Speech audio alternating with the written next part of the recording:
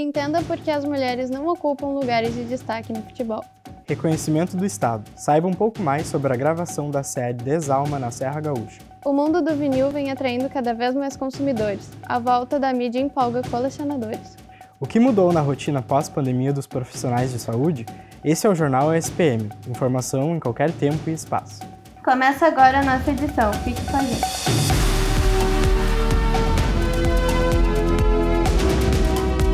A produção de azeite de oliva no Rio Grande do Sul bate recordes a cada ano e o interesse pelo produto também. Eu conto essa história para vocês. Apesar de recente, a olivicultura está em expansão no Rio Grande do Sul. A produção e o interesse por ela começaram há mais ou menos 15 anos no estado. De acordo com o Instituto Brasileiro de Olivicultura, o Rio Grande do Sul é o maior produtor do país, com quase 7.000 hectares plantados, e concentra cerca de 75% da produção nacional de azeite de oliva extra virgem. As oliveiras do Rio Grande do Sul, elas têm um potencial produtivo melhor, maior, em função da quantidade de frio que se faz aqui no Rio Grande do Sul. As oliveiras precisam de muitas horas de frio, abaixo de 10 graus, para que tenham o processo reprodutivo efetuado. Então, por isso que o Rio Grande do Sul leva vantagem sobre os outros estados do Brasil. E a expansão do mercado das oliveiras chegou aqui na cidade, com consumidores como o Adriano, cada vez mais interessados em conhecer e experimentar os azeites de oliva gaúchos. Eu sou um grande apreciador de azeite de oliva, sempre fui. Tive dificuldade de encontrar boas marcas aqui no Brasil, inclusive algumas importadas. E a gente encontra aqui na região da Campanha, no Rio Grande do Sul, excelentes produtores e marcas muito interessantes para finalizar um prato. E isso me deixa muito feliz de saber que a gente tem algo tão perto e de tão boa qualidade. Com safras que se superam a cada ano, como a de 2021, que, segundo a Secretaria da Agricultura do Estado, atingiu a marca histórica de 202 mil litros produzidos, a expectativa de mercado para o azeite de oliva gaúcha é excelente para os próximos anos. A expectativa de mercado para o azeite de oliva brasileiro produzido no Brasil é excelente para os próximos anos, porque praticamente somente 1% da produção de azeite consumido no Brasil é brasileiro, o resto é tudo importado. Então acredito eu que é da melhor forma possível o mercado dos próximos anos. Um dos principais efeitos da pandemia sobre o mundo do trabalho vai ser a maior desvalorização dos profissionais de saúde que atuam na linha de frente. A repórter Gabriela Mantai aprofunda esse assunto. O mundo nunca mais vai ver um enfermeiro da mesma forma. Daqui para frente, sempre teremos uma visão mais sensível aos profissionais de saúde. Esse é um dos principais efeitos da pandemia sobre o mundo do trabalho. A enfermeira Terezinha Cerqueira trouxe os dois lados da moeda e debateu sobre a equipe de enfermagem nesse período. Aquele momento de ansiedade, a busca pelo enfermeiro foi muito maior do que buscar um médico. Quando batia na nossa porta, eles queriam falar com o enfermeiro. A enfermagem foi uma profissão que ganhou uma grande visibilidade com a pandemia. E isso trouxe grandes reflexos também para nós. Os profissionais tiveram cargas exaustivas de trabalho. E para quem, no meio do fogo cruzado, já teve que demonstrar de fato seu profissionalismo, a enfermeira recém-formada pela Universidade Federal do Rio Grande do Sul, Bárbara Podzik, falou sobre o início da sua carreira de enfermeira no meio da pandemia. Durante a graduação, a gente nunca imaginou passar por uma pandemia. E estar no meio do furacão, ver tudo sendo construído para combater algo que era desconhecido, foi extremamente inspirador, mas ao mesmo tempo nos deu um baita medo. Porque as coisas que vinham, as informações que vinham eram extremamente negativas. Se eu pudesse dar uma dica aos profissionais de enfermagem, é que eles continuem estudando. Isso fortalece o processo de cuidado e nos auxilia também nessa evolução enquanto equipe multidisciplinar. O Festival de Cinema de Gramado chega à sua 50ª edição. Nesse ano, o evento volta a ser presencial. Agora vamos com o repórter Cassiano Tafarel, que está no local onde vai acontecer o festival. O Festival de Cinema de Gramado completa meio século. Depois de 2 anos online, a edição volta ao modelo presencial. E essa não é a única mudança prevista. Mas a tecnologia, ela sempre nos traz novas facilidades, né? Então, assim como tu falaste, assim como um reflexo da sociedade, o evento, como um evento cultural em si, que é grande, que chama muita atenção, ele vai ter algumas vantagens de poder explorar mais as exibições online. Se o festival conseguir prestigiar os dois modos, vai ser um ganho para todo mundo. O evento também tem outra marca importante neste ano. Faz 30 edições que o Festival de Cinema de Gramado abraça produções latinas. Segundo a Gramado Tour, a autarquia municipal responsável pelos eventos da cidade, a comemoração será histórica, contando com uma nova mostra competitiva de documentários brasileiros. Entre os inscritos, 5 selecionados concorrerão ao Kikito. No total, 881 filmes foram inscritos, 109 longas-metragens brasileiros, 116 longas documentais, 58 estrangeiros e 598 curtas-metragens brasileiras. Nesse ano, o Festival de Cinema de Gramado teve o segundo maior número de produções desde o início da computação, em 2012. E seguimos falando de cultura. O stand-up está em crescimento no Rio Grande do Sul e vem atraindo cada vez mais o público gaúcho. A minha colega de bancada, a Eduarda Zini, foi conferir. O Comédia em Pé de São Paulo foi o primeiro grupo de stand-up do Brasil. Surgiu em 2005. Esse novo jeito de fazer o humor se disseminou no YouTube e abriu portas para diversos comediantes. Mas o desafio aqui é estimular o público gaúcho a conhecer os artistas locais. Aqui no Rio Grande do Sul a galera tá conhecendo, tá tendo essa ciência de que tem, mas ainda não tem aquele costume de frequentar, né? Normalmente a galera, por exemplo, a maioria das pessoas não conhece os comediantes que a gente tem aqui. A cena tá crescendo, tá tendo bastante show. A nossa galera tá evoluindo, tá indo, os passinhos tão curtos, mas tá tendo um bom público. Um exemplo disso é o Porto Alegre Comedy Club, que recebeu 70 mil pessoas ao longo dos 10 primeiros meses de funcionamento. O local fechou durante 1 ano e meio na pandemia, mas agora está aberto novamente.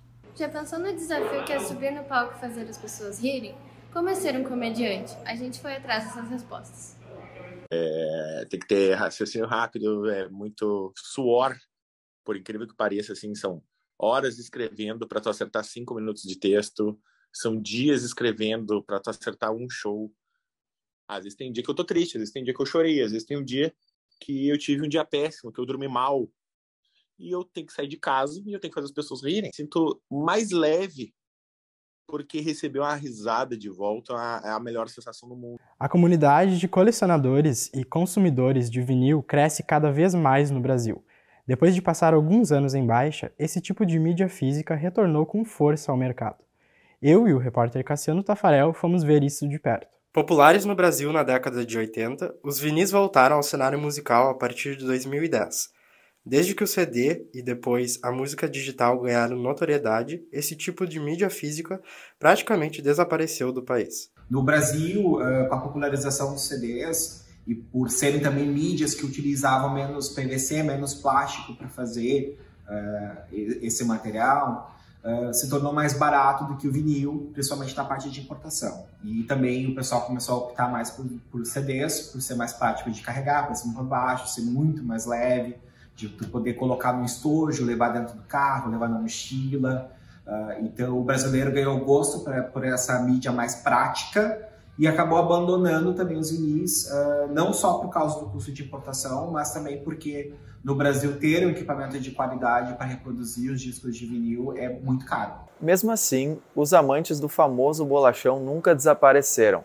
O formato voltou ao cenário musical, cativando não só antigos colecionadores, como novos consumidores. O perfil ele é bem variado.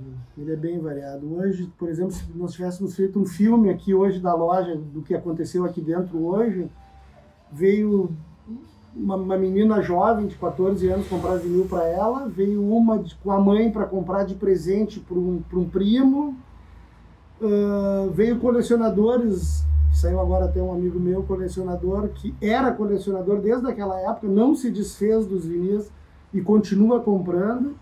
Tem aqueles que se desfizeram dos vinis, né? Na época, se arrependem amargamente hoje e voltaram a comprar. Então, eu não teria assim um perfil clássico para te dizer.